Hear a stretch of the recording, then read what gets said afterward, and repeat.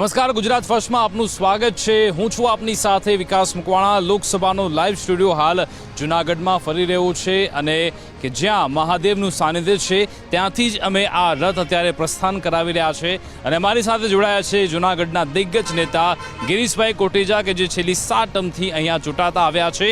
Deputy mayor છે કે record પણ તેમણે બનાવ્યો છે, તેમની સાથે વાત કરીશું। સર, આપનું સ્વાગત છે ગુજરાત ફર્સ્ટ ન્યૂઝમાં। અત્યારે જે માહોલ જોવા મળી રહ્યો છે લોકસભા ચૂંટણી માટેનો કેવો છે, કઈ રીતે પ્રચાર થઈ રહ્યો છે હાલ જૂનાગઢમાં? આ ચૂંટણી પર્વ કહેવાય, જેમ આપણે દિવાળી ટાઈમે કેમ ઘર બધા શણગારતા હોય, ખરીદી કરતા હોય, તો આપણા દેશની અંદર 140 કરોડ પ્રજાની અંદર જ્યારે અવળી મોટી અને આખા વિશ્વની મોટામાં મોટી ચૂંટણી, કારણ કે 94 કરોડ આપણા મતદારો છે, આ વિશ્વમાં આવી ચૂંટણી નહીં થતી અને લોકશાહીનો આ પર્વ છે।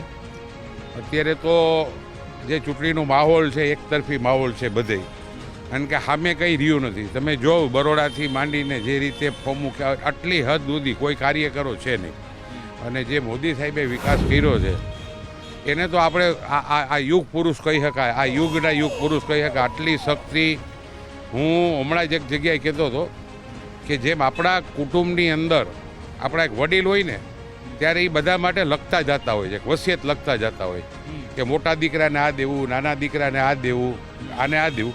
સાહેબ, આ માણસ હરેક વ્યક્તિ માટેથી ને કેમ વસિયત 140 કરોડની લખતા હોય એ રીતે ગરીબ માણસને કેટલું ધ્યાન દેવું, મુંદ્રાની લોન કેટલી આપી, સખી મંડળોને 10,000થી માંડીને 50 લાખ સુધીના એને ફ્રી ઓફ, અને બધાના જામીન। સાહેબ, આયુષ્યમાન યોજના કે જે ગુજરાતમાં તો આપણા સીએમ ભૂપેન્દ્રભાઈ પટેલે 10 લાખ રૂપિયા કરી નાખી।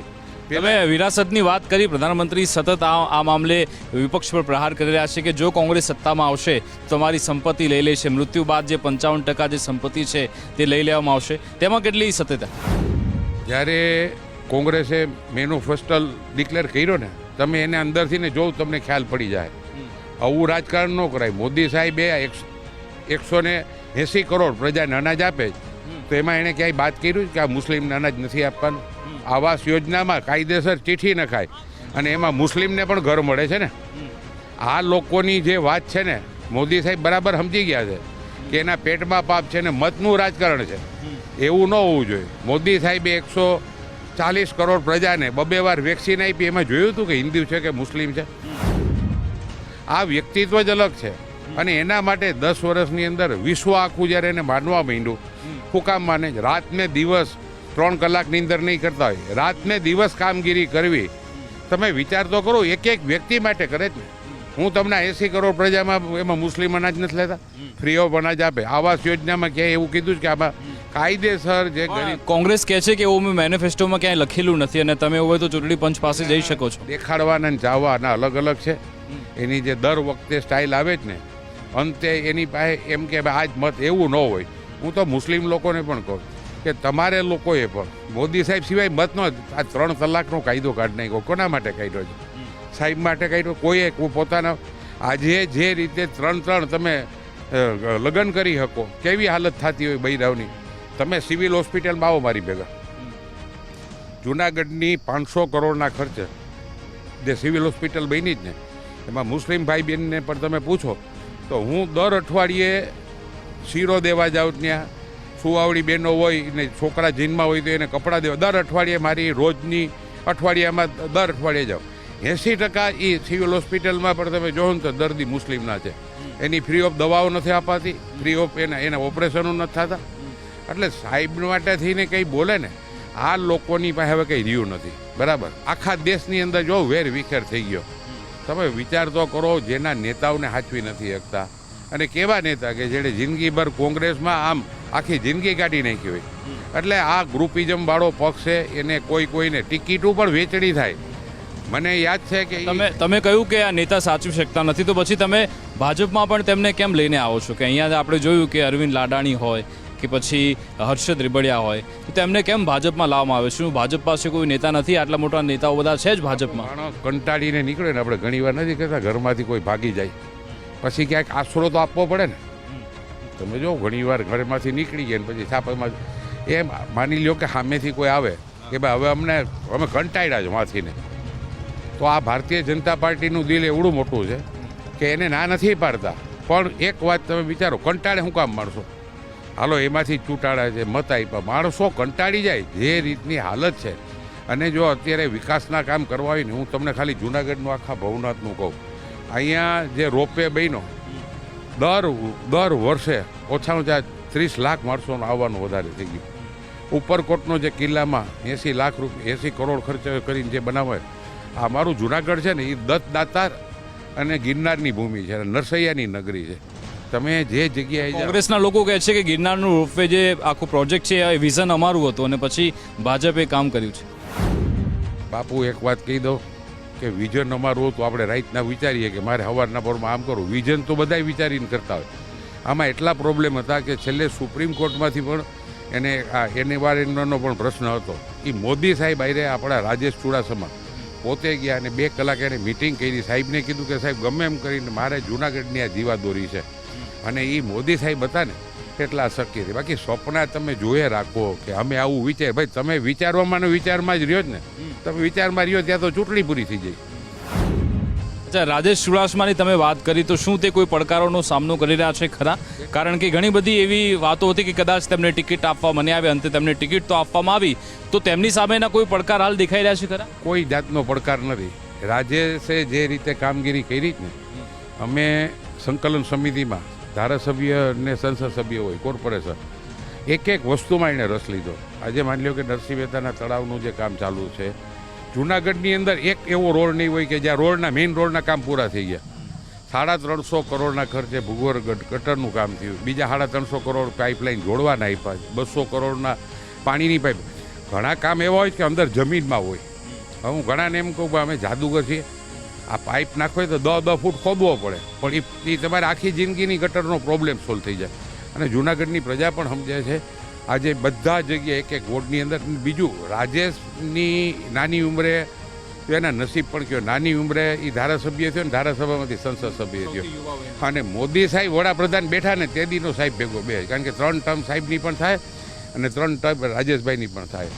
એને લાંબો વિસ્તાર છે જૂનાથી ઉના સુધીનો, એક જગ્યાએ એણે ધ્યાન દીધું. આજે દરિયાઈ પટ્ટીમાં જે રીતે એણે કામ કરાય, આજ ભવનાથનું આ જેટલું ડેવલપમેન્ટ, એમાં સંસદ સભ્યો ઓરિજિનલ વાત વડાપ્રધાન શ્રી સુધી પહોંચાડતા હોય અને ઉપરથી જે કામ થાય. અને ભારતીય જનતા પાર્ટીમાં જે કામની સ્પીડ છે ને, તો કલ્પના ન કરીએ. બોલે રાજેશે ખૂબ સારા. અને બીજું, એમને એમ થોડી પાર્ટી ત્રીજી વાર ટિકિટ આપી, બાબુ ઘણાની ટિકિટ નથી પાછી આપી. આનામાં કંઈક નૂર જોયું હશે ને, આ વ્યક્તિ કામ કરે. એટલે કોંગ્રેસનું એવું કહેવું છે કે જ્ઞાતિગત સમીકરણના કારણે તેમને ફરી ટિકિટ મળેલી છે, તેમણે કોઈ વિકાસ કાર્યો નથી કરી રહ્યા, લોકોની જે સમસ્યા ત્યાંની ત્યાં જ છે, ઉપરથી સમસ્યા વધી ગઈ છે.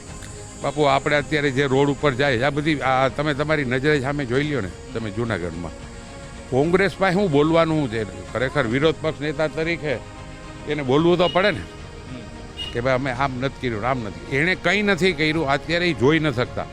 અને જે રીતે લાભ તો બધો લેવો જ ને. આજે જૂનાગઢમાં પણ માની લો કે રોપવે થયો હોય કે ઉપરકોટના કામ થયા હોય, અત્યારે નરસિંહ મહેતા તળાવનું કામ થવાનું, ભૂગર્ભ ગટરનું જે કામ થયું, બધા લાભ તો એને. પણ કોંગ્રેસની પાસે કોઈ વસ્તુ જ નથી બાપુ. આ છેલ્લે હીરાભાઈ. બીજું, જ્ઞાતિની હિસાબે ભાજપ નથી હાલતી.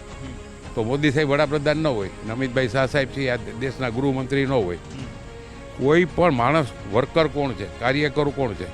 રાજેશની બાપુ તમે એની પોઝિશન પણ ત્યારે ઠીક, પણ રાજેશને શું કામ નક્કી કર્યો? એ પહેલેથી ને યુવા ભાજપમાં કામ કરતા, બધા પ્રજાની વચમાં લેતા.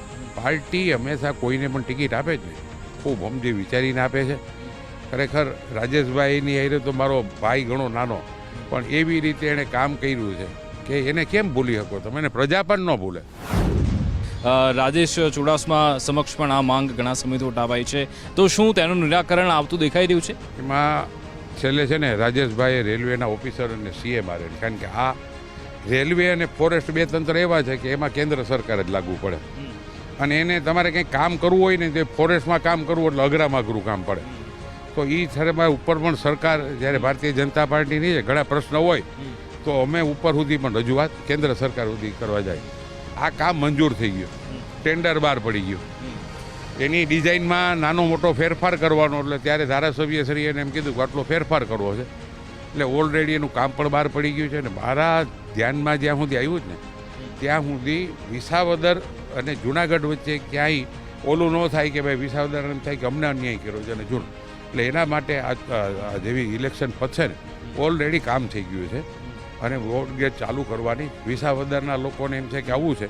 પણ રાજેશભાઈ હમણાં કીધું હતું કે બધા અરે મેં પણ મિટિંગ કરી છે, કારણ કે ગેરસમજના પ્રચાર છે ને ઝડપથી થાય. તમે કોકનું ખરાબ બોલો ને ત્યાં તો એટલું બધી આવવા માંડે ને સોશિયલ મીડિયામાં ને સારું ગમે એટલા બોલ્યા હોય ને તો માથા પછાડો તો ન આવે, પણ જો ક્યાંક કોકથી ને બોલાઈ ગયું એટલે તમે સવારથી રાત સુધી જાઓ ને. કોંગ્રેસ ઉમેદવારની વાત કરી હીરાભાઈ જોટવા, તો એ કહી રહ્યા છે કે હું તો એક કોઈ જ્ઞાતિનો નેતા નથી, હું સર્વ સમાજનો નેતા છું, બધાને સાથે લઈને ચાલું છું. ભાજપના જે નેતા છે ફક્ત એક જ્ઞાતિ પૂરતા જ નેતા છે અને હું આ વખતે દમખમથી જીતવાનો છું. શું કહેશો બાબત? બાપુ કોઈ માણસ ચૂંટણી લડે એ કોઈ દી એમ કહે કે હું હારવાનો છું અને હું બધા એરે જ રહું છું, બધા એમ જ કહે ને. ખરેખર 15 વર્ષમાં મેં રાજેશભાઈને જોયો કે એ બધી જ્ઞાતિની હારે ભેગા રાખીને હાલે છે. હવે હીરાભાઈ એમ કહે કે ભાઈ હું બધી જ્ઞાતિ, ભલે સારું ને જ્ઞાતિ હારે સંબંધ રાખો, બધા હારે હારાહારી રાખવી, અને રાજકારણમાં તમે સામે હોવ કે ભેરા હોવ, ચૂંટણી તમે લડી લ્યો, પ્રેમથી લડી લ્યો, કોઈ જાતની દાદાગીરી કર્યા વગર ખોટો. પછી તમે મિત્રો જોવા જોઈએ. આજે પણ કોંગ્રેસમાં એવા કેટલાય છે કે જે મારા મિત્ર છે. જુનાગઢની આ લોકસભા ચૂંટણીમાં મુખ્ય મુદ્દાઓ કયા છે? કારણ કે અમે શહેરમાં પ્રવેશ્યા તો બેનર અમે જોયા રાજેશ ચુડાસમાના, તો ભારત 5મી સૌથી મોટી અર્થવ્યવસ્થા છે, પછી આયુષ્યમાન કાર્ડ યોજના છે, સાથે સાથે કોવિડ વેક્સિન આપવામાં આવી, આ બધા મુદ્દાઓ બેનરમાં લગાવવામાં આવ્યા છે. તો શું રાષ્ટ્રીય મુદ્દાઓ લોકો સુધી પહોંચાડવામાં આવી રહ્યા છે કે પછી અહીંયાના જે વિકાસ કાર્યો થયા છે તેના પર પણ મત માંગવામાં આવી રહ્યા? ચૂંટણી ટાઈમે છે ને તમે જે અગાઉ કામ કરેલા કહી રહ્યા હોય તો બતાડી શકો ને. લાભ એટલા માટે મળ્યા કે આટલા મોદી સાહેબની હાજરીમાં કામ થયા. માની લો કે રામ મંદિરનો આટલો 500 વર્ષનો જે એમ છે 500 વર્ષથી લડાઈ ચાલુ હતી, સુપ્રીમ કોર્ટના ઓર્ડર પછી મોદી સાહેબે બેય કોમને શાંતિપૂર્વક સમજાવી અને આજના રામ મંદિર કે જે આપણી હિન્દુઓની આસ્થા, આજે પણ આપણે જય શ્રી રામ બોલીએ ને તે અંદરથી ને આનંદ આવતો હોય.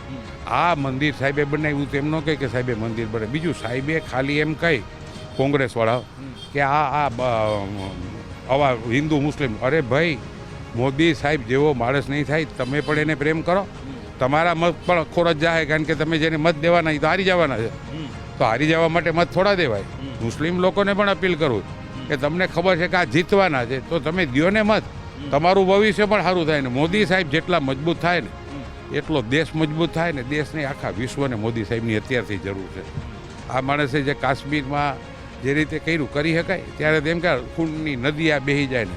અને અમિતભાઈ સાહેબે છાતી ઠોકીને કીધું હતું કે કંઈ નહીં થાય, અને 370ની કલમ પણ કાઢી નાખી. મોદી સાહેબને બધા જ્ઞાતિએ પ્રેમ કરવો જોઈએ ને. એની આરો સાહેબ છે ને, મને ખબર આપણે સંસદ સભ્યો જેટલા ચૂંટાય ને દર મહિને રિવ્યૂ મિટિંગ લઈ, અને જે સંસદ સભ્યની કામગીરી નબળી હોય ને તો એને સૂચના દેવામાં આવે કે આ પાછા મહિના દિવસમાં રિપોર્ટિંગ કરો. તમને અમે જે હોદ્દા આપ્યા જ ને, કોઈ મંત્રી બનાવ્યા હોય તો એણે પૂરેપૂરા હરેક માણસો માટેથી ધ્યાન રાખવું છે.